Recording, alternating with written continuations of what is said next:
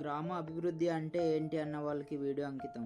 గతంలో పోషల్గారు గ్రామంలో తాగునీటి సమస్య 100% ఉండేది.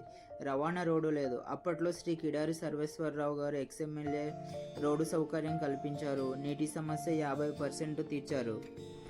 అదే గ్రామంలో మళ్ళీ సమస్య ఉంటే మాజీ మంత్రివర్యులు ప్రస్తుత జీసీసీ చైర్మన్ శ్రీ కిడారి శ్రావణ్ కుమార్ గారు పోషల్గారు గ్రామానికి స్వయంగా తానే వెళ్ళి సీసీ రోడ్డు సమస్య మరియు ఓల్డా నుంచి పోషల్గారు రోడ్డు మార్గం కోసం తన పూర్తి బాధ్యత తీసుకుంటానని హామీ ఇచ్చారు. అప్పుడెప్పుడు 2019 ముందు మన గ్రామానికి అభివృద్ధి ఆగిపోయింది. ఎందుకంటే ఇప్పుడు మేము వస్తున్నప్పుడు అక్కడ సీసీ రోడ్ చూసాం. అక్కడ రోడ్డు వేయమని మేము చెప్పాము, శంకరాలకి చెప్తే అన్నారు సర్వేశ్వరరావు గారు ఎమ్మెల్యేగా ఉన్నప్పుడు మాకు రోడ్డు ఇచ్చేస్తారు అక్కడ, కానీ వైసీపీ ప్రభుత్వం వచ్చిన తర్వాత క్యాన్సిల్ అయిపోయింది, ఇప్పుడు వరకు కూడా మాకు వేయలేదు అన్నారు. నేను చెప్తున్నాను మీకు సీసీ రోడ్ వేయించే బాధ్యత నాది, నేను తీసుకుంటాను.